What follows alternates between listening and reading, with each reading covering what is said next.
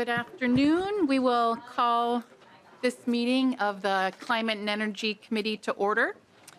And we do have a quorum. Representative Kraft, have you had a chance to look at the meeting minutes from January 31st? I have, and I would move their approval, Madam Chair. Great. Any discussion to the meeting minutes from the 31st? Seeing none, all those in favor, say aye. Aye. Opposed, say nay. Motion prevails and the minutes are adopted. Today on the agenda, we've got a couple of bills that we're hearing. First up, we have Representative Reyer with House File 747. And I'll move that House File 747 will be laid over for possible inclusion. And with that, welcome to committee, Representative Reyer. Would you like to tell us about your bill? Oh, and I see we have an A5. So Representative Reyer has an author's amendment that is coded A5. I'll move the A5 to get the bill in the shape the author would like. Any discussion on the A5? Seeing none, all those in favor of adopting the A5 say aye. Aye. And opposed say nay. No. Motion prevails and the amendment is adopted. Representative Reyer, now that the bill is in the shape that you would like it to be, will you please tell us about the amended bill, please? Thank you, Chair Acom. Thank you, committee members. It's a pleasure to be here. House File 747 is a bill that establishes a grant program to fund the installation of solar panels on local public buildings. This grant program will be funded by the Renewable Development Account, or RDA, and the General Fund, and the program will be administered by the Department of Commerce. An appropriation amount is still being determined. As we see the effects of the climate crisis become more severe, it's essential that we use all the tools at our disposal to mitigate the effects. At the same time, with declines in the cost of solar energy, use has expanded from our largest utilities all the way down to individual homeowners. Minnesota stands to benefit from increasing our use of solar, and this program puts the tools in the hands of local government units that may not otherwise be able to afford it. It helps them stabilize energy costs while addressing climate change. In this program, towns, cities, counties, and tribal governments can apply for grants to install solar panels on local buildings, for example, a library, community center, or water treatment plant. It's a statewide program that can benefit rural, suburban, and urban communities alike. Solar on public buildings brings tangible benefits. For example, we lived in an apartment building with a solar panel installation. Solar provided power to all our common spaces, with some left over. We can enjoy these benefits on our public buildings too. Our communities are looking ahead to a sustainable future. In Eagan, redevelopment of the police station included a roof built to accommodate solar in the future. Our communities are ready for this. Let's take this opportunity to invest in their energy future. I'd like to turn it over now to our testifiers to talk more about the program and its benefits. Thank you, Chair Acom. Welcome, Logan O'Grady, Executive Director of MNCEA. Please state your name for the record and proceed.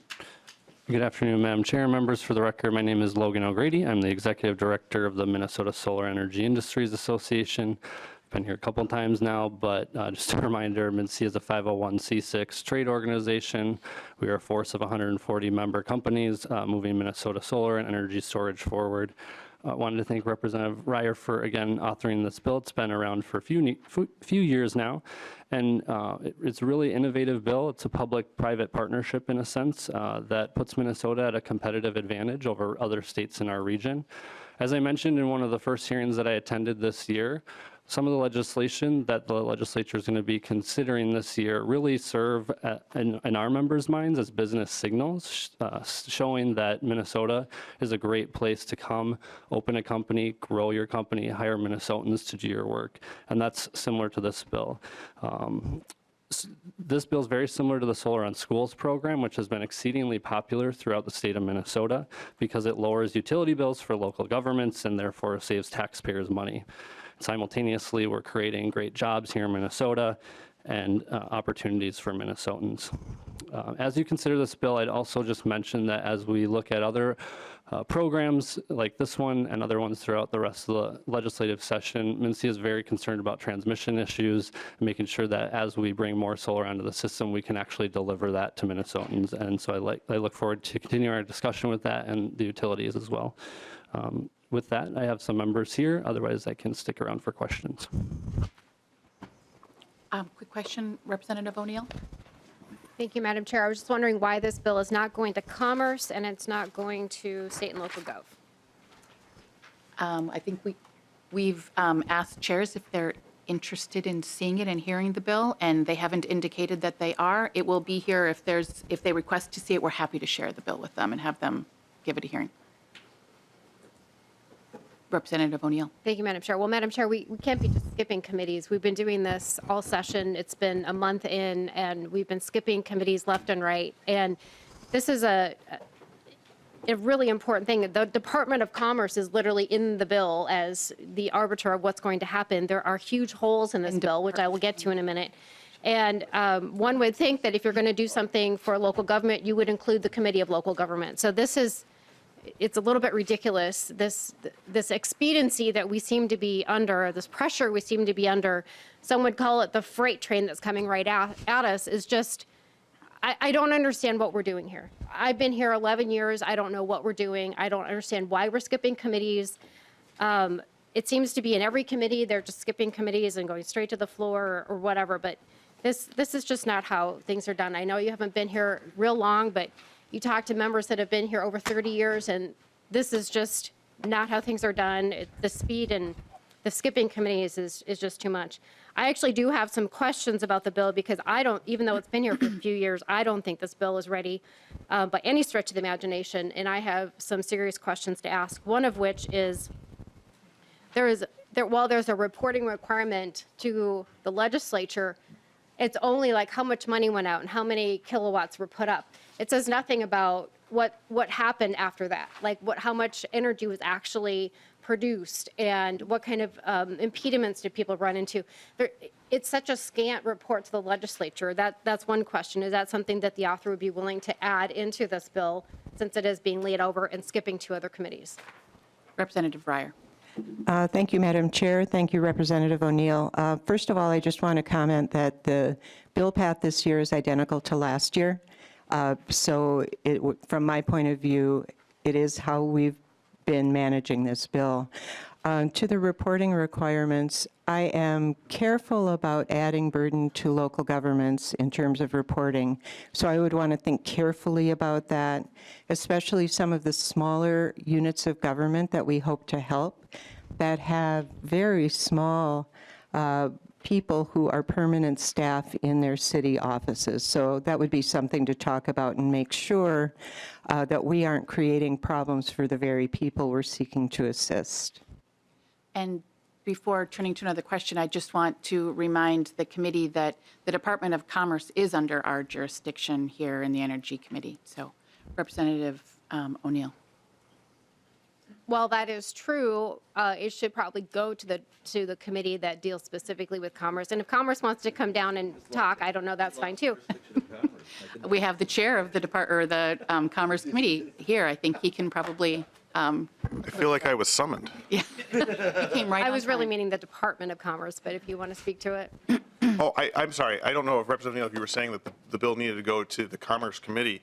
You know, we have the energy accounts are within this committee's jurisdiction. We really don't have the Energy Division under the purview in the Commerce Committee. I just was looking at the bill, and if I had been asked as a chair whether I would see this bill at any point, I would say no, because it's an Energy Division bill. I don't really know what would even fall under my committee's jurisdiction that's in the bill. I think this is wholly within Chair Akam's jurisdiction because the Energy Division accounts are all with Chair Akam. Representative O'Neill. Thank you, Madam Chair. Well, it's the Department of Commerce here. They don't have a fiscal note, and since it's not going to Commerce as a whole. Looks like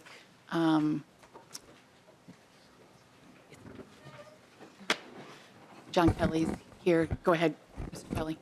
Madam Chair and members, for the record, I'm John Kelly. I'm the Director of Government Affairs for the Minnesota Department of Commerce.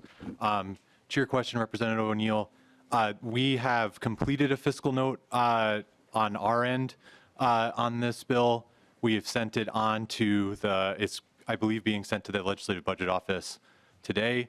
I will note a couple of things as a preview. Because there are not dollar amounts in this bill currently, we based our assumptions in the fiscal note on the Solar for Schools in Greater Minnesota program that we currently run. And we noted that once there are appropriations, we would need to, we would need to revise the fiscal note. But we have worked on this fiscal note. I approved it this morning, and it's on its way to the LBO. So that will be coming. And when we get it, we'll be sure to share the link to that. Representative O'Neill. Well, typically, we wait for the fiscal note before we hear the bill, but okay, we're just going to, this freight train's going to keep going. So we're not willing to put any sort of feedback as far as, okay, we know how much we're putting up, we know what the kilowatts are going to be, but we don't know how much is actually being generated because that's too burdensome upon local government, even though we're not going to the local government committee. Okay. Do you have any idea how much you're going to be taking from the general fund and how much you're going to be taking from the RDA? Representative Reyer. Madam Chair, Representative, it will be split according to the distribution of coverage for each in the state, and it will, so that it's based on that allocation.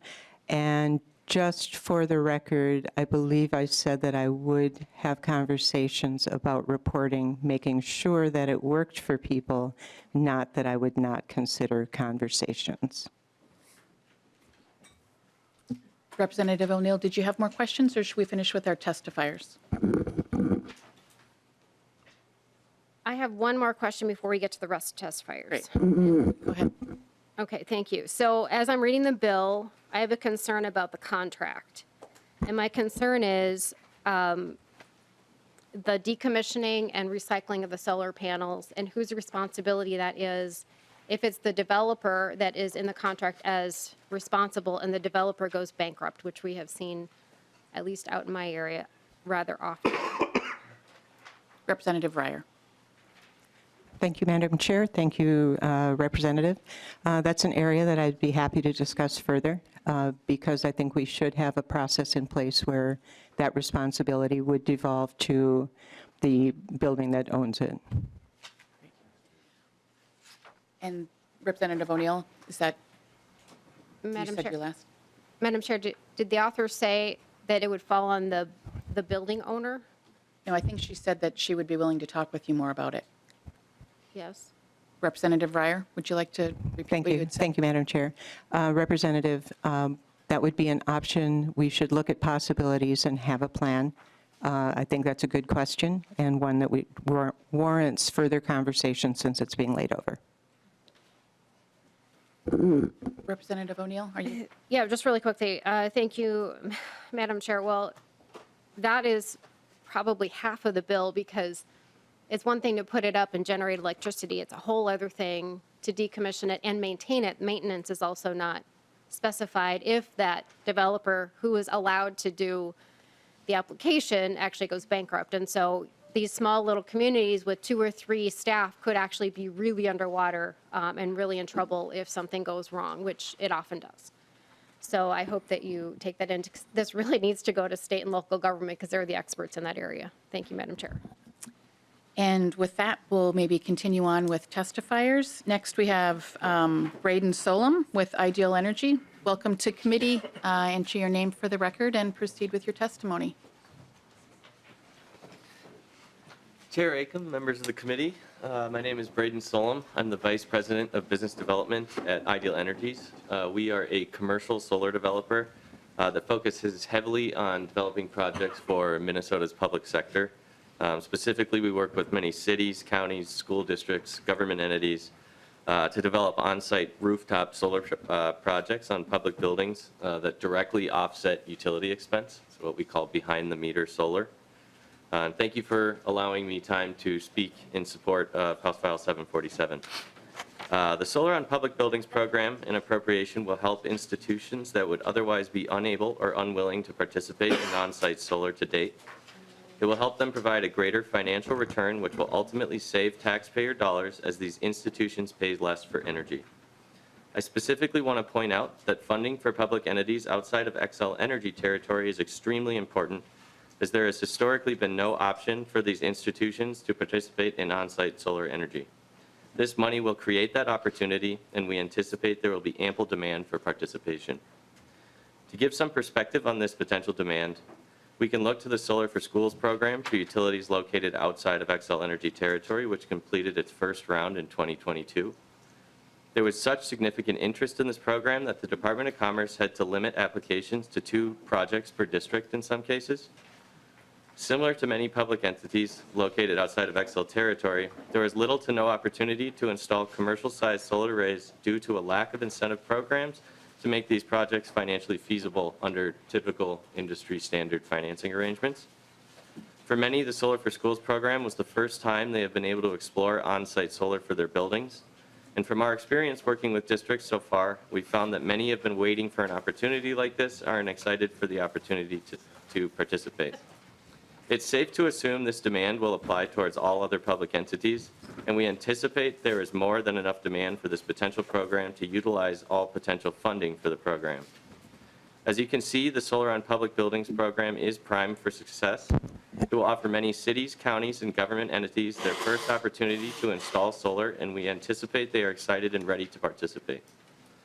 The result of this program will be a significant reduction in the cost of energy to participating local governments for years to come, while taking an important step towards reducing their community's greenhouse gas emissions. Thank you. Thank you, Mr. Solom. Next on the list, we have Mike Supina, Eagan City Council member. Welcome to committee. Please state your name for the record and proceed with your testimony.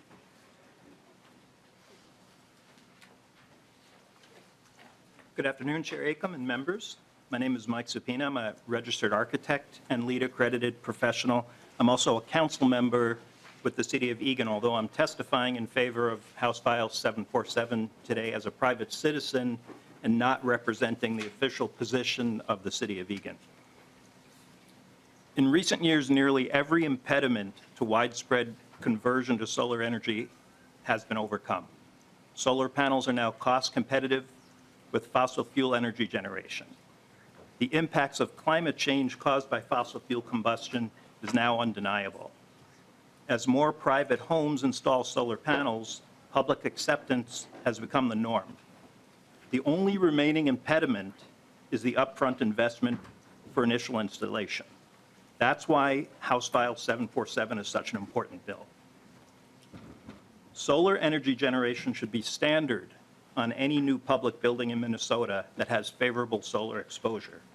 But the long-term benefits of solar power are often superseded by more immediate concerns once local governments start making tough decisions about budget priorities. It doesn't need to be that way. Governments own their facilities long enough to realize a return on investment. I would love to see Eagan install solar panels on our public buildings, but I would love even more to see smaller cities in outstate Minnesota have that opportunity, which without state assistance could be a prohibitively costly addition to their small budgets. If state government truly wants to reduce our carbon footprint, it needs to lead by example. We've developed the technology to harness solar energy cleanly and cheaply. All we need now is the political will to make the investment. We can do this. Thanks for the opportunity to testify. Thank you for being here. Next, we have Isabel Ricker with Fresh Energy, Clean Electricity Director. Welcome to committee. Please state your name for the record and proceed with your testimony.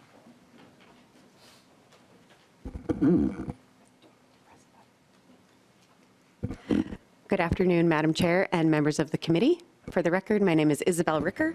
I'm the director of the Clean Electricity Program at Fresh Energy. Many of you are familiar with Fresh Energy, but we are a nonpartisan, nonprofit clean energy advocacy organization here in Minnesota. Thank you for the opportunity to testify in support of House File 747 today. We appreciate the opportunity to share our support for this effort to advance the installation of solar energy on public buildings across the state. As other testifiers have mentioned, over the past decade, solar energy has become one of the cheapest ways, and in many cases, the cheapest way to produce electricity in Minnesota. Minnesota utilities and corporations are investing heavily in solar energy and seeing the financial benefits of shifting to this clean energy resource. This bill will support local and tribal governments in developing solar projects themselves as well, whether that's to reduce their electricity bills or to advance local climate action plans. Solar is an effective tool for public entities looking for long-term energy savings and utility bill stability. Solar provides electricity with zero fuel cost and nearly zero maintenance costs for at least 20 years. This bill ensures that public entities that are considering this cost-effective This bill ensures that public buildings are also considering cost-effective energy conservation measures, which will help maximize their energy savings. This proposal builds on the success of other programs like Solar for Schools to ensure that all types of public facilities, not exclusively schools, can access benefits of solar while reducing greenhouse gas emissions and supporting clean energy jobs here in Minnesota. Thank you again for the opportunity to testify, and I'd be happy to answer any questions. Thank you, Ms. Ricker. I would not. One question. Oh, Thank you, Madam Chair. Just because Garofalo. we've heard 3 times, I just have one question for the testifier or any of the previous testifiers. We've had 3 testifiers say that solar is is one of the cheapest or the cheapest form of electricity generation. It just begs the obvious question that if it's so cheap, why do we have to subsidize it? If anyone has that response. Ms. Ricker? Thank you, Madam Chair and Representative. I think this gets to the point made by the council member from Egan, Mr. Stupina, about the upfront cost of the the solar system versus the long-term bill savings and the relatively tight budgets that many local governments and public entities have. So while it is the cheapest way to produce electricity, it does have an upfront capital cost and then zero fuel cost. So when you I'm sorry to use jargon, on a levelized basis, it is by far the cheapest in many, many cases. However, it does involve that upfront capital cost, which is a budget challenge for many. Madam Chair, and to the testifiers, there's a Representative Garofalo. There's a 30% tax credit at the federal level. It's already subsidizing it and reducing the cost by 30%. Ms. Ricker? Madam Chair, Representative, I agree, and the new federal bill does allow public entities to take that tax credit for the first time. However, we know that our state needs to be investing in clean energy, and we need to be accelerating the transition to clean electricity as quickly as possible, and investing in clean energy for public buildings is, I would say, one of the most financially responsible ways to make those clean energy investments because of the savings it will result for taxpayers. Representative Stevenson was going to I think he was making a comment on this point. Well, I just wanted to ask Representative Garofalo if he was aware, if he could tell me, do fossil fuels have any subsidies from state or federal government? I'm just wondering. Yeah. Representative Garofalo. Yeah, Madam Chair and Representative Stevenson, there are energy producers. They all receive subsidies, deductions, and credits for investments, but there's nothing that specifically says, well, I guess carbon capture, you could classify that as a new subsidy that's been created recently, but generally on the investment side, there's not preferences or set-asides. They all get deductions for investments and credits. And it's not a question for this testifier, but maybe for future testifiers would just be, so on solar installations right now, we got a 30% federal tax credit on the front side. We have incentives coming along in the form of this bill and others. Just how much of the installation cost needs to be subsidized in order for it to be cost effective and to get the communities that are wanted involved in there? What percentage of that, what does it need to be? This testifier certainly doesn't have to shoulder the response. That's a good question, and we can certainly continue to look into the question that you have. So we will Well, Madam Chair, the question wasn't for you. It was the statement that I was making that this testifier doesn't have to answer, but maybe as future testifiers come forward, just let us know of that total cost, not the price, but the cost. Just let us know how much percentage of it needs to be subsidized or incentivized. We all know that you're getting 30% right now in the form of a subsidy from the tax credit, but how much more it needs to be cost effective. Thanks, Madam Chair. Ms. Ricker, do you have a response to that at all? I'd be happy to, Madam Chair, and thank you for the question, Representative. The bill is structured such that the Department of Commerce can determine the appropriate grant amount for each project, which I think can help address your concern. And one of the other important components of this bill, which I don't believe has been addressed yet today, is that it authorizes the department to provide technical assistance. In fact, I think it requires the department to provide technical assistance to public entities seeking to install solar. And that information gap is often a very challenging barrier for public entities to overcome, especially those with small staff and potentially limited expertise in clean energy technology, which is, still relatively new to many. So I think that's another important component of the way this program is structured. Thank you, Ms. Ricker. And Representative Swazinski. Thank you, Madam Chair. And just a question kind of along Representative Garofalo's lines of questions. So is it my understanding that, let's say, the Department of Commerce would essentially release these funds to government entity X, and it's for $1 million to build a project? Who would actually receive the tax credits? Would the tax credits be used as part of the purchase price? So let's say, if the total cost is $1 million, will the entity get the $1 million, or will they get 70% because of the tax credits of the cost? How does that work? Or will the state of Minnesota pay for the whole $1 million, and then the tax credits just get to be on top of that? Or is there matching dollars that are required from the local unit of government? And then those cost savings, a couple of the testifiers said it's going to save taxpayers money. Will the funds that are saved that aren't going to utility bills be required to be returned to the taxpayers? Or how does that work? Representative Reyer, would you like to respond to that? Madam Chair, Representative, so there are a few things in there. First of all, if you look at the average cost of a 40 kilowatt solar installation on a flat roof, it's about $135,000, and that's the max they can have. So we won't be looking at $1 million grants, just to level set the scope of this project. The other part is to say tax credits come and go. They may or may not be there. And so I wouldn't want to make a commitment to what the financing would be. Again, it goes back to the commissioner to say, how will this be implemented specifically around those matters? I would expect it to be fair to the community. I would expect it to be fair to the state of Minnesota. And I would also expect the local government unit to then be able to use the savings to fund the operations and the amenities and all of the things in their community that they would otherwise be investing their scarce and valuable resources on, their taxpayer dollars.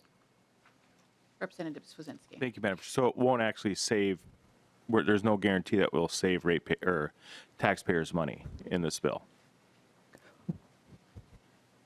Representative Reyer. Madam Chair, Representative, we are not putting restrictions on what local governments do. They know their needs better than we do. We know, we trust them to make decisions about how to use that resource. If natural gas went down, if other types of energy went down, we wouldn't expect them to change their budget and give it back to the taxpayers. This is similar in my mind. We expect them to use their funds as best they can. Thank you, Madam Chair. And I think with that, we'll go on to our last testifier, Aurora Vatrin with the 100% campaign. Welcome to committee. Please, welcome back to committee. Please state your name for the record and proceed with your testimony. My name is Aurora Vatrin, and I am the Legislative and Political Director for the Minnesota 100% campaign. Thank you, Chair Acomb and members of the committee and staff for the opportunity to testify today. And thank you to Representative Reyer for authoring this bill that we are thrilled to be in support of. The 100% campaign is a cross-sector, statewide, multiracial, intersectional campaign to build an equitable, clean energy future for everyone in Minnesota. Representative Liz Reyer's House File 747 is a bill to establish a solar grant program for public buildings. The bill would create a fund program at the Minnesota Department of Commerce to support the development of solar generation systems that would be installed on public buildings owned by local governments. The program establishes a robust process for evaluating local governments' energy conservation needs, requesting proposals from governments, utilities, or developers, providing technical assistance, and then administrating the grants. This bill will meet a real need among Minnesota's local governments. This year, 16 Minnesota cities have come together to declare climate emergencies. But acknowledging our shared challenge is just a start. Many communities have already started to take action at a local level. As of March 2022, 13 cities and 1 county have created climate action plans in response to the public demand for locally grounded, effective, and equitable clean energy and climate solutions. Making it easier for local governments to finance solar is a practical way our state government can help cities implement their plans. Installing solar on public buildings will meet the goals of virtually all of these plans by lowering local governments' electricity bills, cutting their greenhouse gas emissions, and generating local family supporting jobs. We want all communities to benefit from the clean energy transition, regardless of how big or small, and Representative Reyer's bill helps do that. It helps ensure all communities can enjoy the benefits of less pollution and lower energy costs over time, even if they can't quite afford the upfront costs of solar. Please support House File 474. Thank you. Thank you, Ms. Botrin. With that, is there anyone else that wants to testify to this bill? Seeing none, we'll see, any discussion or questions from members? Representative Swazinski? Thank you, Madam Chair. Representative Reyer, why are you only allowing this to be on buildings? Why wouldn't you allow these to be self-standing? It's my understanding that rooftop solar is probably one of the most expensive way to actually install solar. Why wouldn't you allow it to be, on a post in the playground or something like that? Does it have to be on the building? Representative Reyer. Madam Chair, Representative, it can also be adjacent to the building. Representative Swazinski? Thank you, Madam Chair. And then just a follow-up. So, obviously there's the other bills that are connected to this committee was passed off. The requirement to, if you do emit CO2, that you have to buy RECs in the bill that was passed a couple of weeks ago. Who will own the RECs? Will the state of Minnesota own the RECs because we're the ones that are actually paying for it that are created? Will the developer who receives the state money in order to make it affordable keep the RECs, or will the local unit of government? How will that? Can we request that? Who would own that? Representative Reyer. Madam Chair, Representative, ownership goes to the grant recipient. It goes to the local unit of government. Representative Swazinski? Thank you, Madam Chair. And then nothing was answered. How do the cities have to match, or the local unit government have to put up any money of their own to build these projects? Representative Reyer. Madam Chair, Representative, as the testifier said, it will be determined by, on a case-by-case basis. They can use judgment to say what are the means of the community. However, as a bedrock principle of it, I think that this should be a zero barrier entry into solar because the stakes are so high. We need to continue our path to addressing emissions in Minnesota and moving toward clean energy. There are small towns who would not be able to touch this if they had to make a match. And it's very important to me, it's a priority to me, that we make it accessible and available to communities that want it. Representative Swazinski, did you have any follow-up? I'm good. Should we go on to the next? Go on. Representative Eigel. Thank you, Madam Chair. So my question, we listened to those testifiers, talked a lot about how a bill like this is going to be important because of the cost. And I've talked about it, I think, in every committee today I'm in. So for those that share committees with me, I'm going to talk about it here today, too. The Wall Street Journal reported yesterday that Beijing is considering moving a proposal that would ban exports of solar panel wafers and solar ingots to the United States. They make up 97% of the world's total production. If this goes into effect, the U.S. has no solar manufacturing that we'd be able to build out these solar panels. So my question to you is, how does this bill going to actually even be able to work if something like that was into effect? And I think this is outlining the big problem here. How can we be moving legislation like this without any domestic supply chain or any domestic manufacturing of these products? Representative Reyer. Madam Chair, Representative Igo, you know, I come from the business world, so to me that just has lights going off in my head about the business opportunity that I expect to continue to grow. That said, there's no requirement here. This fund is available to local units of government to use and to request as they see fit. If it's not going to happen, the funds won't be expended. I don't see, that would be disappointing, but it's not a structural problem. Representative Igo. The point I was trying to raise there with my question is, if we do not have a secure supply chain for the solar panels, why are we doing a one-time appropriation into this fund to create all of this if the solar panels will not be there? And then I'll also raise the debate at the same time, why are we using taxpayer dollars to invest in the way that these panels are produced in horrible ways to bring it to our and put them on our public buildings? I mean, these are serious concerns that I have and my constituents have. So, I mean, these are, I would prefer not of a runaround answer like that, if you don't mind. Like, if we cannot get these solar panels here in the United States, why are we doing a one-time appropriation?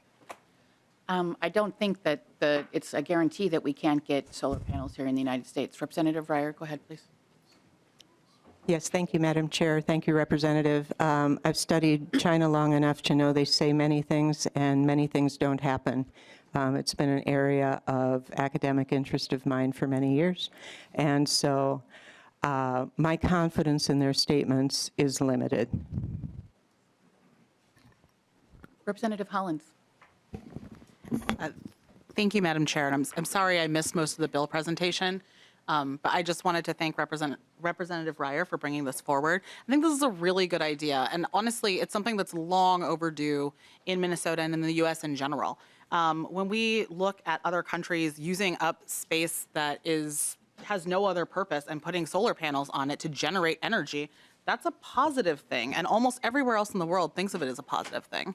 I also wanted to note that I'll soon have a bill for electronics recycling that I hope Representative Igo will be supporting, because I do think it's important that we use what materials we actually have here. And there's an estimated enough copper to make, 100,000 electric vehicles just based on what we're not recycling here in Minnesota. So I think there's tremendous opportunity for procuring the materials that we need to make solar panels here in the U.S. We just need to think outside the box a little bit. Thank you, Representative. Representative O'Neill. Thank you, Madam Chair. I'm just wondering if the author could let us know, since your 4 or 5 testifiers said that this is the cheapest option, can you tell us what the per kilowatt cost is for both rooftop and standalone solar? Maybe what we could do is bring up Mr. O'Grady. He might have some of the details about that.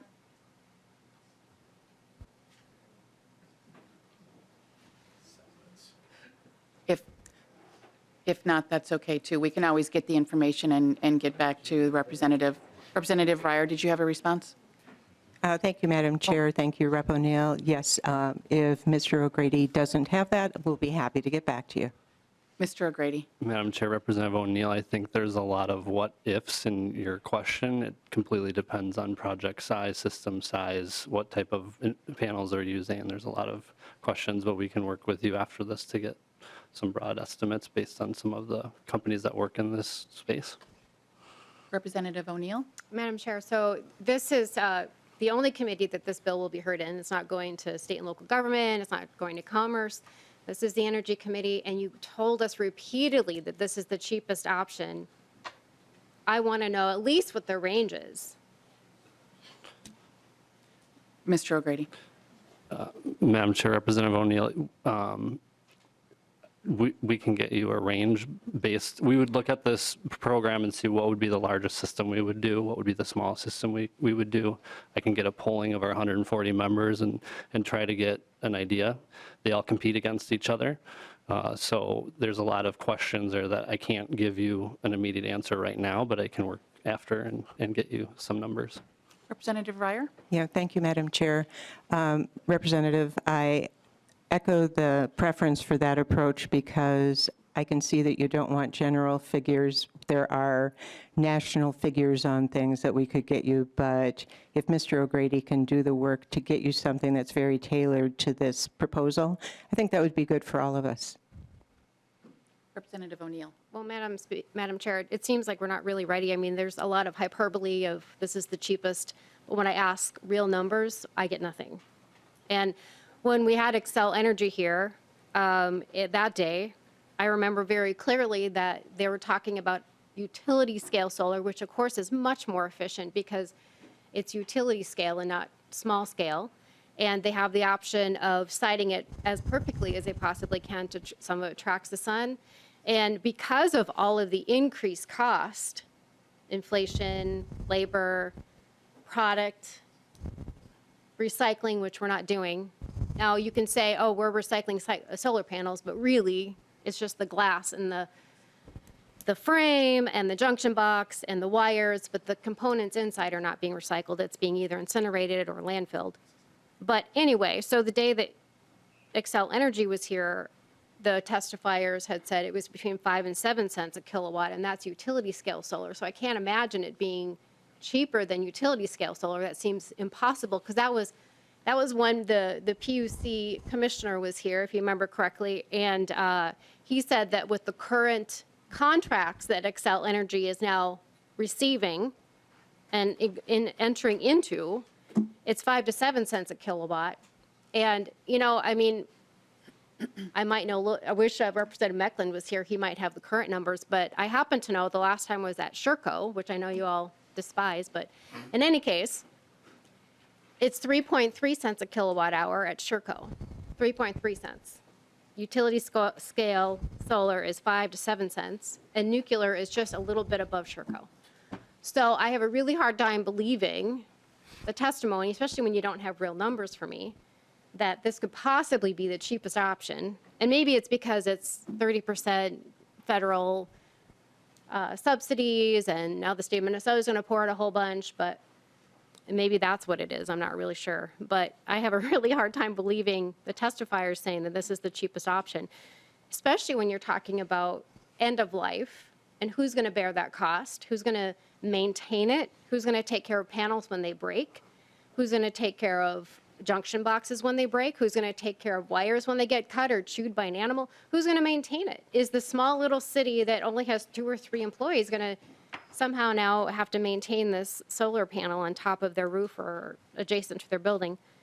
There's a lot of unanswered questions, and we don't even have a fiscal note. We're hearing a bill in this rush of this session, an unprecedented, historic rush through these bills. We don't even have a fiscal note. So those are just a few of my concerns. We probably will never hear this bill again. It'll get tucked into an omnibus bill or something, but there's a lot of really, really unanswered questions. Well, let me just ask a very, very simple one that maybe can be answered. What is the efficiency rate? So what is the percentage of time that a solar panel is producing nameplate capacity here in Minnesota, not in Texas, not in Arizona, not in Florida, right here in Minnesota? So Representative O'Neill, I think the testifiers said that they will get you the information. I appreciate your digging for details that are really important to this project and to many others. And I think that there's been demonstrated willingness to find that information and get it back for you. Madam Chair, this is the Energy Committee. This is the only place that this bill will be seen or heard. And we don't have any, we have hyperbole saying this is the cheapest, but it's clearly not. It's clearly not. We don't have any information. We have no data to back this up, and we're just supposed to take their word for it. Well, I think that's not how we do legislation here at the legislature. This is just not how we do this. So I think you're kind of getting down into the weeds instead of kind of being above and looking at the project as a whole. And so when you look at putting solar on a state facility to save them money so that they can take tax dollars being brought in from their communities and allocate them differently, I think that this actually is a win-win. And so I appreciate that you have some concerns, and we're going to work to get you the information that will answer your questions. With that, final question from Representative Swazinski. Thank you, Madam Chair. And just, looking at the tailoring, I'd appreciate when you get the information from Marion O'Neill's question, if you'd share it with the committee, I'd appreciate it. But two, just looking at other programs that are currently out there. So the way this is going to work, you're using general fund money for folks that are outside of the Excel ratepayers, and then you'll be using RDA funds. Is that correct? Okay. So, will schools be able to use this fund, or government entities be able to use this fund to participate in a solar garden construction? Representative Reyer. Thank you, Madam Chair. Thank you, Representative. That has not been discussed as part of this bill. This bill has been discussed specifically to the local units of government for their use within their community. Representative Swazinski. Madam Chair, we've heard of like City of St. Cloud. We've had, I believe they testified that they had used the solar gardens, or I forget what city it was, but they use it as a portion, whether it's a school. We've seen where units of government have participated in a solar garden. And is it your belief, is it your will that they could use a portion, they could apply for a grant, and you said in your testimony that they don't have to build it on the physical building, but they could build it in an adjoining area. Is it your goal with this bill that they would able to use the funds in this account and apply for them to build their portion and pay for their portion of a solar garden if they reside in Xcel Energy? Or would you like to limit that so that they can't? Representative Reyer. Madam Chair, Representative, my intent was that it would be connected to the locations that are currently not used for energy production. Traveling to other countries, you see widespread use of solar in places where it's relevant, where it gets the sun exposure that it needs. To me, this is another complementary piece that would open up more possibilities. So that is my intent, to have it be specific to the buildings or the adjacent areas. And I will just say, if you look at the bill on line 2.17, it says 40 kilowatts or 120% of the average of the building. So it's not going to be generating enough for additional consumption. Any Representative Swazinski. And thank you, Madam Chair. And just, I'm just thinking of this, Representative Igo kind of spoke to it a little bit, and kind of the sourcing of the solar panels, and because they're kind of going on in near critical areas, is it your thoughts, because of kind of the rough nature of how some of the minerals are gathered globally, from the documented use of slave labor, that maybe we would ban, so that we don't have I think the idea of child slaves working in another part of the world, and then them being built by our kids, it's kind of really a juxtaposition, I think, if we'd be willing to protect, those projects that are going to go on our schools, which is where our most precious kids are, that we won't utilize products that are used with slave labor near our kids. Would you be potentially open for that if we would bring an amendment when this bill comes, possibly in an omnibus bill or something like that? Representative Reyer. Madam Chair, Representative, the issue of sourcing is a global issue. It's a national issue. It's being addressed at a national level, and I think that that's where it belongs. Of course, all of us are appalled by the things that happen, but there are many injustices in the world, including here in our own country. And so to me, I look at different levels of it. We must also protect our climate.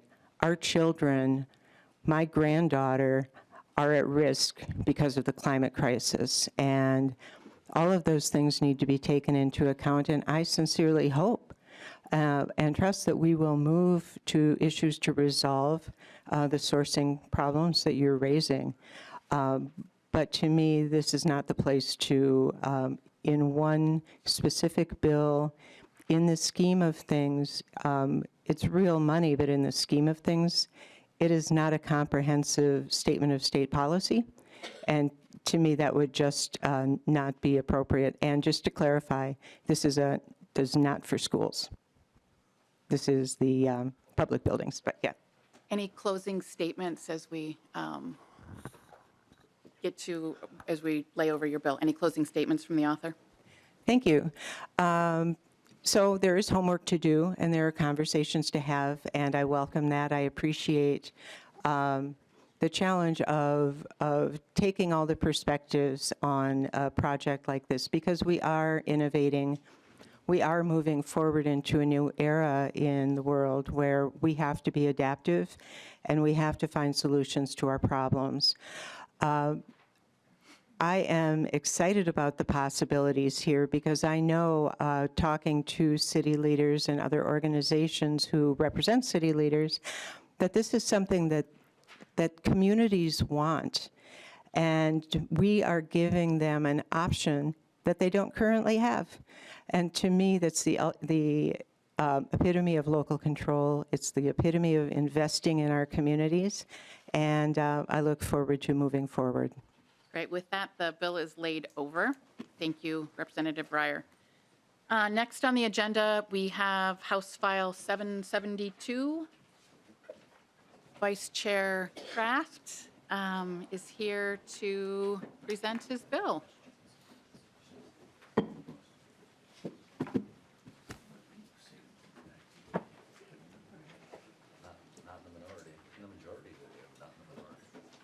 Great. Welcome. Representative Kraft moves House File 772 be re-referred to the Committee on Labor and Industry. And Representative Kraft has an author's amendment coded DE1. Yes, yes, Madam Chair, I do. Would like to move DE1 to get the bill in the shape that I'd like to bring it forward with. Great. Any discussions to the DE? Seeing none, all those in favor say aye. Aye. Opposed, say nay. No. The motion prevails and the amendment is adopted. So Representative Kraft, will you tell us about your bill? Thank you, Madam Chair, committee members. I'm going to start with, there was some good news yesterday in the information released by the Minnesota Pollution Control Agency, in that for the first time we are on track towards our greenhouse gas emission reduction goals from the 2007 Next Generation Energy Act. Minnesota's emissions have gone down 23% from 2005 levels, which is on the path to hit 30% reduction by 2025, which is an interim target set by that 2007 Act. There are some qualifiers. The first is that COVID's impact on our economy likely played some part in this, and we should not expect nor want that impact to continue, and that our overall goals of that 2007 Act, which is an 80% reduction by 2050, are insufficient. Science indicates that in order to avoid the worst consequences of climate change, we should be aiming for net zero greenhouse gas emissions economy-wide by 2050, which I'm glad to say is the goal of Minnesota's Climate Action Framework. So it's great news, but the job is not done. With that, I'm very happy to be bringing HF 772 on commercial building energy codes to this committee today. Within Minnesota, buildings account for about 40% of our greenhouse gases, with commercial buildings being almost half of that amount. And in my own community of St. Louis Park, buildings are 60% of our emissions, and commercial buildings are 2/3 of that 60%. So this bill focuses on an important part of this sector, new commercial buildings. So for some background, commercial buildings are any non-residential building and any multifamily building that's 4 stories or greater. The State Building Code is a collection of state laws and rules that apply a uniform set of standards to the construction and modification of buildings in order to enhance safety, energy efficiency, and accessibility.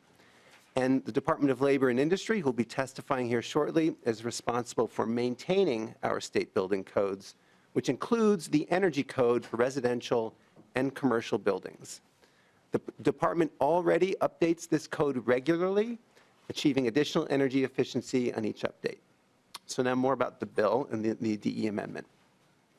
This approach that is being taken is the thoughtful result of stakeholder collaboration that's been ongoing for years, including a report released jointly by the Department of Labor and Industry and the Department of Commerce in December of 2020. One key stakeholder is our cities, some of which have climate plans, which means that the need for better buildings with respect to energy efficiency and performance is something that many of our cities have been seeking for years. It's time for the state to act, and we can do so in a way that is fully consistent with our established statewide code adoption process.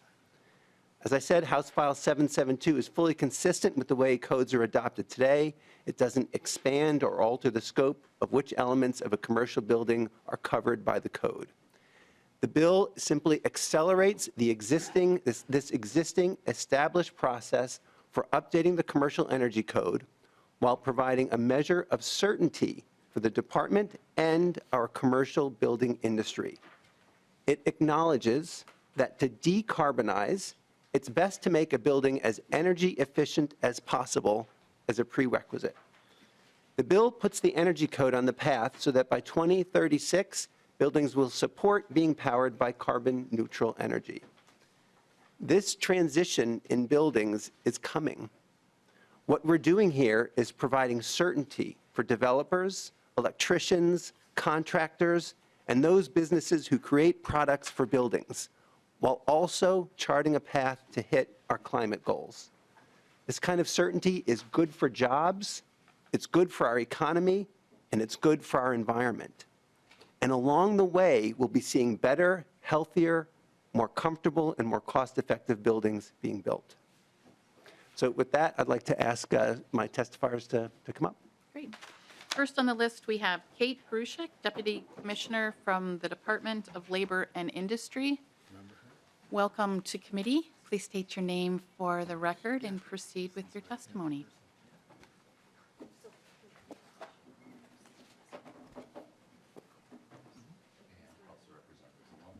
Good afternoon, Madam Chair and members of the committee. My name is Kate Prushek, and I am Deputy Commissioner at the Minnesota Department of Labor and Industry.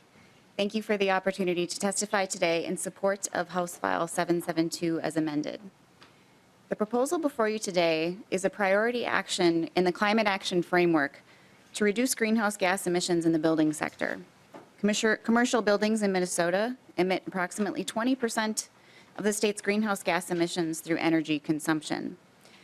This proposal aligns with and builds upon the department's statutory responsibility to adopt model commercial energy codes and consider amendments to the code to improve the efficiency of a building. The agency follows a robust process of evaluating and adopting building codes. It includes consulting with the Construction Codes Advisory Council, a group of technical experts representing a variety of interests in the construction industry. The council frequently assembles technical advisory groups where experts and affected stakeholders evaluate codes and recommend amendments to best serve Minnesota. The agency adopts model commercial energy codes every 3 years and supports this statewide approach to maintain uniformity and minimize complexity. The agency is nearing completion of rulemaking to adopt the latest model commercial energy standard, ASHRAE 90.1 2019. It establishes the minimum standards for the efficient use and conservation of energy in new and remodeled commercial buildings. It addresses energy conservation requirements for all aspects of energy use, including heating, ventilation, lighting, water heating, and power usage for building equipment and building systems, providing design requirements for all facets of energy conservation. The bill before you today will put Minnesota on a path to to achieve carbon neutrality in new commercial and large multifamily buildings by 2036 and improve energy efficiency in commercial buildings undergoing alteration or change of use. In addition to being a recommendation within the Climate Action Framework, this proposal is the result of the stakeholder work group convened by DLI and the Department of Commerce in the fall of 2019 and spring of 2020. As this committee knows, Minnesota is working hard to meet its greenhouse gas reduction goals, and improving energy efficiency in commercial and large multifamily buildings is a key strategy to help the state reach these goals, as greenhouse gas emissions in the commercial building sector have increased by 15% since 2005. Because the model code alone would be insufficient to achieve the 2036 goal, the legislation requires establishing efficiency and performance standards that results in buildings and building systems that can be powered completely by carbon neutral energy sources. DLI will engage a consultant to perform market and cost analysis to determine necessary energy efficiency performance enhancements, and will work closely with technical experts and the Construction Codes Advisory Council to develop these standards. Improving energy efficiency in new commercial and large multifamily construction means better buildings, lower emissions, and a healthier Minnesota. Thank you for the opportunity to share the administration's support for this legislation. I do have my colleagues with me today in the event that there are questions for the department. Thank you, Commissioner. Next, we have Joe Dammel with Fresh Energy. Welcome to committee, Mr. Dammel, and please state your name for the record and proceed with your testimony.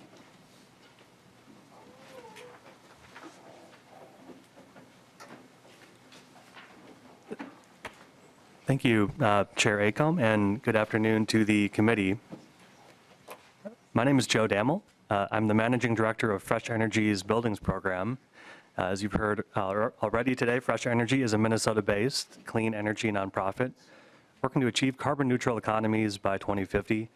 We really appreciate the opportunity to be here in support of House File 772 as amended. So I'd like to begin my testimony by noting a simple statistic which we've heard already today, but that's that the building sector contributes to roughly 40% of greenhouse gas emissions in our economy. And while we can and must and are addressing greenhouse gas emissions in other parts of the economy, we simply cannot meet our climate goals without squarely addressing the building sector as well. House File 772, as amended, represents an important step toward reducing emissions from commercial buildings. Updating Minnesota's commercial energy code to the industry standard would set us on a clear path to, as the bill language says, result in buildings and building systems that can be powered completely by carbon neutral energy sources by the year 2036 and thereafter.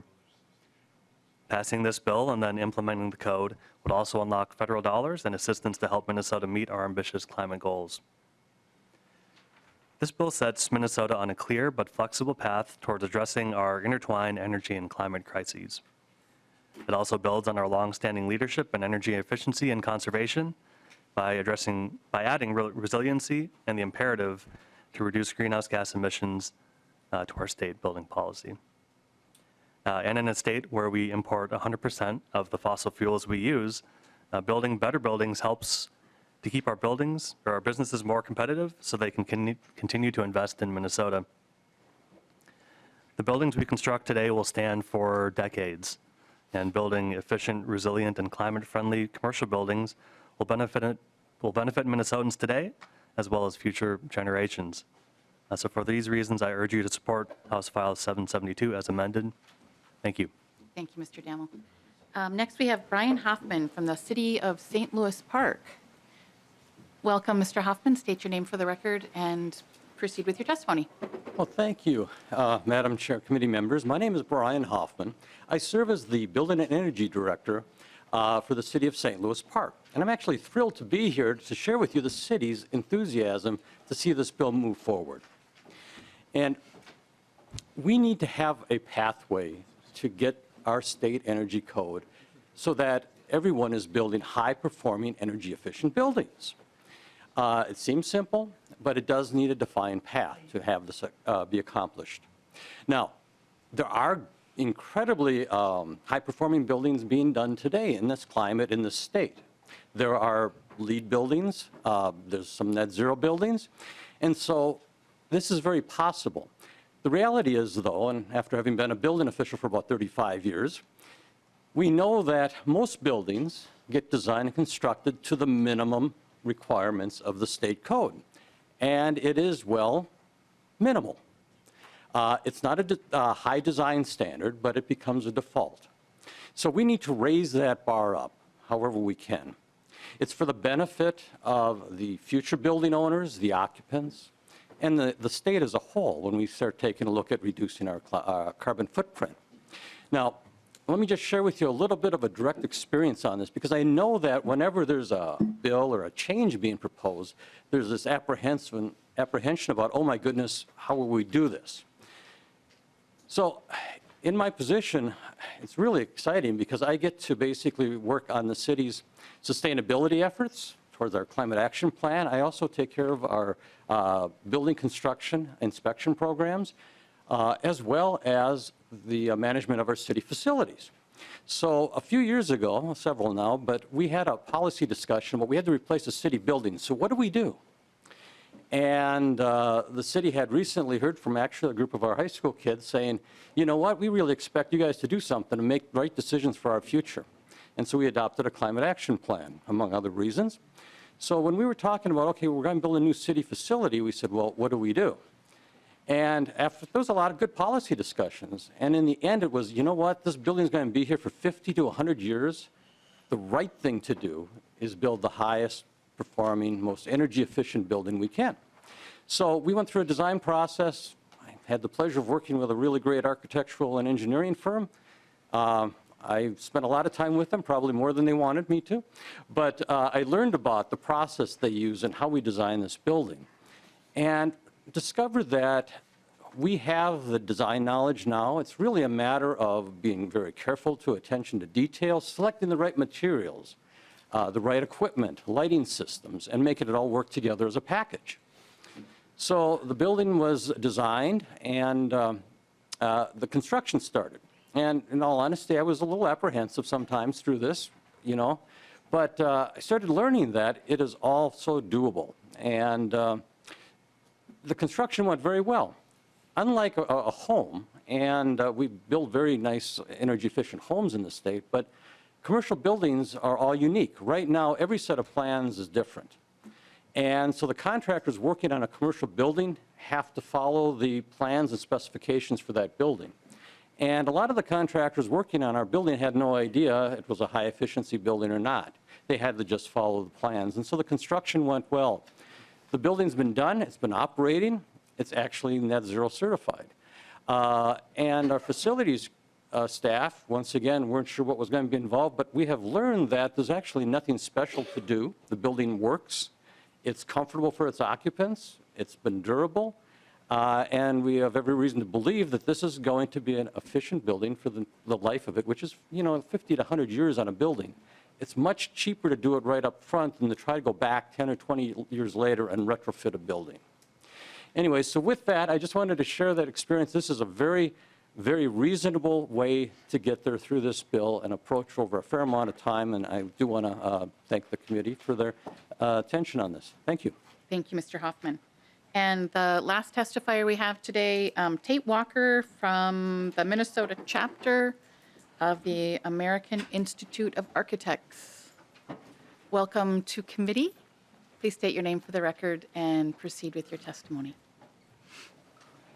Good afternoon, Chair Acom and members of the committee. My name is Tate Walker, and I'm the Director of Sustainability and Studio Lead for OPN Architects. I'm a proud member of the American Institute of Architects Minnesota, which represents more than 2,300 architecture and design professionals in our state. I'm here today to offer AIA Minnesota's support of HF 772, which would accelerate the adoption cycle for the commercial energy codes. AIA Minnesota and its member architects are committed to addressing the significant impact of the built environment on our climate. The built environment accounts for as much as 40% of carbon emissions and energy use. Making changes here could be the next big impact opportunity to make our state more energy efficient and energy independent. We're also experiencing a greater frequency of extreme weather events, which is already increasing costs and financial risks for all Minnesotans, farmers, building owners, local governments, and residents. AIA has been raising the ceiling for high-performance buildings for many years, and now it's time to raise the floor, the Energy Code. Our organization's ethical code requires that its members talk to their clients about the environmental impacts of their decisions on every project. And I have had the pleasure of co-chairing the AIA's 2030 commitment, a voluntary program that tracks our progress towards carbon-neutral buildings by the year 2030. And we've made significant progress towards that vision so that we can achieve these goals in a cold climate cost-effectively. My firm has been a signatory reporting its own progress for 8 years now. Additionally, I was able to contribute to the AIA's Framework for Design Excellence, which is a program that defines what good, sustainable future looks like for our buildings, towns, cities, and states. It is visionary, practical, and free. I'll just repeat that last part, free. Furthermore, when we recognize great architecture with awards, the framework provides the measure by which they are judged, both in Minnesota and nationally. Accelerating statewide adaptation for the most current energy code ensures that every community, developer, architect, and tradesperson is on a level playing field, because better, healthier buildings shouldn't just be for some. They should be for all, and the building code is an important tool that we can use to attain that equitable access. Energy costs have soared, and the record number of people have been falling behind on their utility bills, having to choose between keeping the lights on and putting food in the fridge. Improved energy codes can be especially helpful to low-income families by keeping their energy bills lower. The proposed standard would still go through the rigorous Minnesota code adoption process, where Minnesota-specific changes are made and stakeholders across the design and construction industry are consulted. The Department of Labor and Industry already administers a thorough and intentional process, and they are more than ready to take on the accelerated pace of review. Numerous AIA Minnesota members have supported the work of codes review and adoption over the years and have seen firsthand that the department's progress for our state. They complete a thorough, thoughtful review while moving us forward on a path to greater energy efficiency and a reduction of our carbon footprint. We need to address the very real impacts of the built environment on our changing climate, and these provisions will help us do that. We urge you to move this bill forward for adoption this session. Thank you. Thank you, Mr. Walker. Anyone else here today that would like to testify on this bill? Not seeing any, we'll turn to member questions and comments. Representative Swizinski and then. Thank you, Madam Chair. My first kind of question is we heard how it's going to help with people's utility bills potentially for low-income people. What is the threshold that this will kick in? So let's say you're putting a new toilet in a rental. Will you have to retrofit a whole building as far as when you permit? Because it says if you upgrade a building or do something to the building, at what point will this kick in? Representative Kraft. Chair Acom, Representative Swizinski, thank you for the question. So this is, I think you're referring to the language about the updates to the building. I actually will ask my folks from Department of Labor and Industry to come down and talk about the definition of those terms and how those are defined. It's mainly, the thrust of this is towards new buildings and significant changes. Welcome to committee. Please state your name for the record. Thank you, Madam Chair and committee members. My name is Scott McClellan. I'm the Director of Construction Codes and Licensing and the State Building Official for Minnesota. Madam Chair, Representative, I think I can address your question.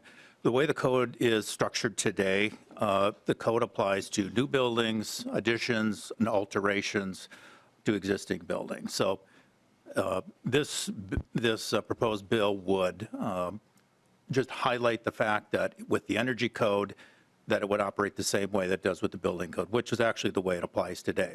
It's just memorializing it in statute. So if you were to replace a boiler, you'd be obligated to comply with whatever's in effect at the time, but you wouldn't be asked to do anything further than replace your boiler. unless there was some associated wiring or piping that you were replacing at the same time. So it would have no impact on anything beyond that boiler. Representative Susan. Thank you, Madam Chair. So, like, could, like, if, like, you use the boiler, for example, if it's, will this code be able to tell you what type of boiler to put in it? Mr. Madam Chair, McLellan. Representative.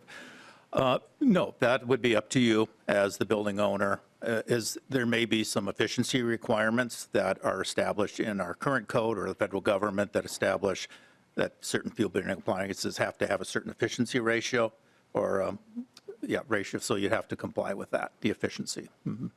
Representative Swazinski. Thank you, Madam Chair. So from your reading, so if there's other goals that are set aside, so I understand what the code says, but if there's goals associated with it to say essentially you have the building code, but then you also have goals associated with that would say we don't want CO2 to be emitted from that boiler. Would that essentially set up the game so that, you know, if you have a current natural gas or propane heater, whether it be in your house, whether it be in your commercial building or school, if there's other goals associated with this code change, would that then allow the state, through the coding system, allow you not to replace it with a like? Mr. McLellan. Sure, Madam Chair, Representative. When we go to adopt new codes, we do that through the Construction Codes Advisory Council, which is a council made up of about 20 people representing the entire construction industry, or the majority of it. And when we adopt new codes, we create technical advisory groups of those stakeholders that are most impacted by that particular code, as well as subject matter experts, mechanical engineers, contractors, building owners, and they together work on the details of the specific code. So if there were something that somebody wanted to introduce as an amendment, or the national code was requiring something, they'd all would look at it and they would all evaluate it and then bring a recommendation back to the full council. So every change gets scrutinized and looked at. So. Representative Swazinski. Thank you, Madam Chair. So that's just, I'm guessing that's kind of yes, it's possible, but it would have a process that would have to go through. That's traditional. It would just be a blanket. Here you go. This is, you at least have to discuss it before. And are those folks on that board, are they elected or are they appointed? Thank you. Sure, Madam Chair, Representative. They are appointed by the Commissioner of Labor and Industry, right? Representative Swazinski. Thank you, Madam Chair. How often does those appointments occur? I'm sorry? How often do those appointments, is it like a revolving door, or is it if we have a new administration, you get what I'm saying? No, that's a good question. They, I think they serve 4-year terms and they're renewable indefinitely, but we just appointed a couple of new ones here just recently that came off the board. Yep. Sounds good. Thank you, Madam Chair. And and I do have a question for, maybe, would it be, and just kind of a rough estimate. So, obviously this has the potential to potentially add cost from a building standpoint. And, has there been any studies done within the organizations or through the department that came and spoke? I believe it was Ms. Perushek. Was that okay? Was that pretty bad? Perushek. Sounds good. Has there been any cost estimates of what this potentially could mean industry-wide? So if we are to adopt this, as an aggregate, what it potentially could cost renters ultimately, because all these extra costs get passed down to whether the lessees of a commercial space, or if it's a apartment to those renters, like what's the aggregate cost of implementation and what that number could potentially mean to the industry? Mr. McLellan. Sure, Madam Chair and Representative. The costs are actually established at the time of rulemaking. So every time a new, in this case, ASHRAE standard is published for review, the U.S. Department of Energy evaluates it to see if it's more efficient than the previous edition. If so, then they charge states that you have 2 years to adopt this into law. So this is something we're obligated to do anyway, every 3 years. So the purpose of this law would be to accelerate that process So we would look at each new standard and see how efficient it is, and if that helps us get closer to our goal to maximize the efficiency of the energy code.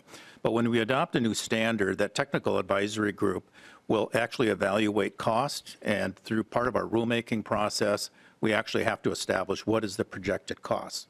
And part of the fiscal note that was prepared for this is recognizing that we need to bring in a technical expert every 3 years to help us study what can the market absorb, what's the cost associated with this, and what's the technology needed to move this forward.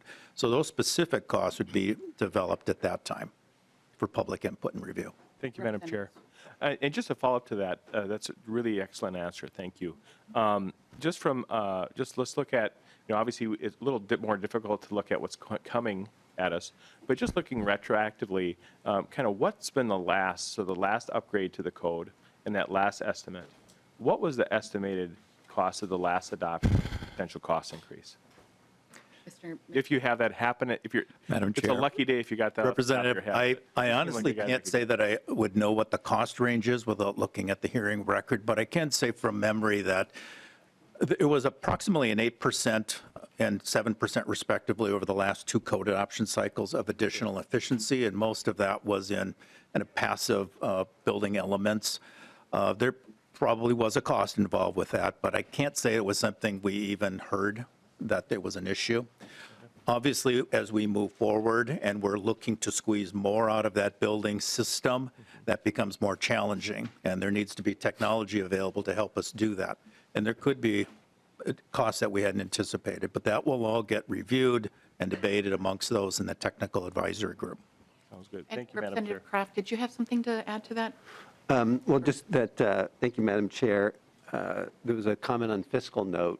We had requested a fiscal note, hadn't actually received it as of yet, but I think that my colleagues here know that if you want to talk about it, you're welcome to talk about it. We'll have it in time for the next meeting. Yeah.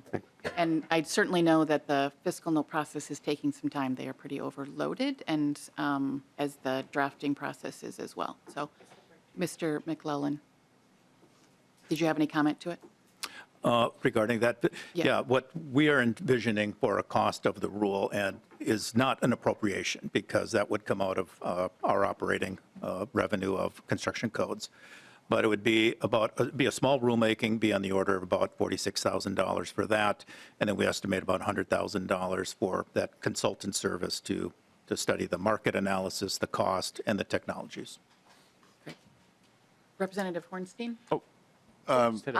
Sorry, I guess there's follow-up here. Sorry, 1 second. sorry, Madam Chair. So just a final, so in the preparation of that fiscal note, does it not reflect the increased cost to update state-owned buildings?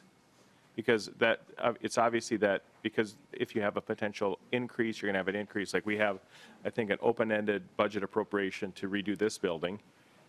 And, if this gets passed before that this building is, there's going to be a difference in cost for the new construction and the retrofit and the destruction of this potential room, from what I hear.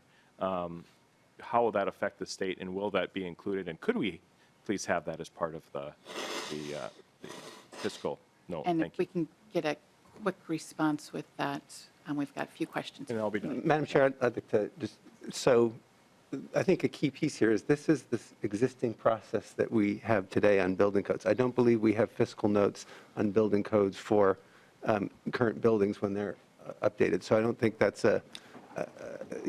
this is working in our existing process. Representative Hornstein? Thank you, Madam Chair. Just a quick comment. First of all, thank you, Representative Kraft. This is such an important bill, and I just don't think we spend enough time on energy efficiency in particular. I appreciate, Chair Stevenson, really, that your bill last year, the eco bill, was the first time I think we dealt with this in a serious way in, 10, 15 years or more. So I think this builds on the success of Chair Stevenson, and we have to do more. This is the low-hanging fruit. We talk about all these different systems, but this is where we get the best bang for our buck, and I just appreciate this, and I hope that we'll continue to spend more time on energy efficiency, because that is far and away, I think, the cheapest, easiest, and best way for us to both build the economy and address the climate crisis. So thank you so much for this excellent bill. And were there any others? Was there Representative O'Neill? Thank you, Madam And then Chair. Representative Hollins. Thank you, Madam Chair. So to the bill author, on line 2.23 and 2.24 of the DE, which by the way came in after deadline, which is problematic for the opponents who now didn't have an opportunity to come in other than just a quick note. But anyway, so it says building systems that can be powered completely by carbon neutral energy sources. So this is beyond energy efficiency. This is the building systems that can be powered by completely carbon neutral energy sources, and this is to be done by 2036. Does that mean that natural gas, propane, and other things like that, fossil fuels, would be banned from commercial buildings and also multifamily housing units? Because that was mentioned in the testimony as well. And also, while I have the mic really quickly, is this bill going to the Housing Committee, since it does affect multifamily housing units, which would increase the cost of especially low-income housing? The bill is going to Labor and Industry next, and I will just note for the record, the timestamp on the DE is 9:44 a.m., so it was in on time. Representative Kraft. Madam Chair and Representative O'Neill, thanks for the question. This bill does not contemplate a type of energy that is to be used, and it talks about getting to a point where carbon neutral energy can be used. As I mentioned in my opening comments, generally as you're trying to decarbonize things, the best way is to focus on energy efficiency and get the building as efficient as possible to leave yourself the maximum number of options to have the lowest carbon you can. But this bill does not presuppose or ban any type of fuel from being used. Representative Hollins. Thank you, Madam Chair, and thank you, Representative Kraft, for bringing this. So hearing all of this is reminding me of a very recent situation wherein my house, which is about 100 years old, developed ice dams and started leaking, and so we had to cut the ceiling open, and guess what's in there? Not insulation, old newspaper.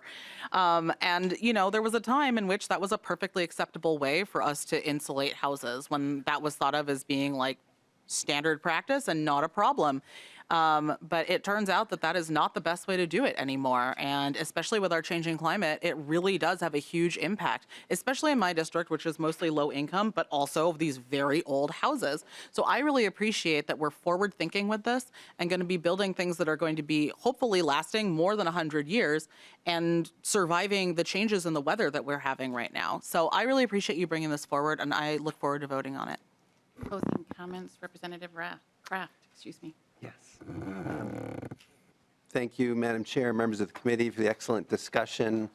One thing that was briefly mentioned that I do want to also highlight is that by approving this bill, by adopting this, that it also will unlock federal dollars available through the Inflation Reduction Act on implementing building energy codes. So that there's a number of folks here that are working on that. So that's an added benefit here.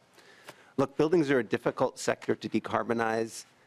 This bill is not intended to get us all the way there. It's one piece, albeit a key piece of a complicated puzzle that we're going to have to keep working on in order to achieve our climate goals from the building sector. But this is a thoughtful path that provides clear and an understood path that should also help our economy and jobs. Climate science says that we need to be fully carbon neutral economy-wide by 2050.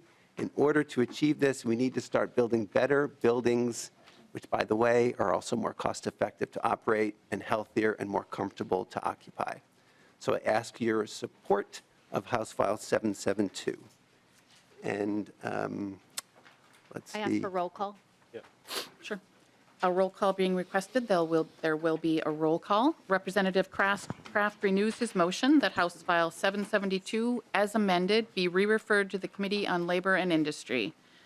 Clerk will take the roll, and the chair votes aye.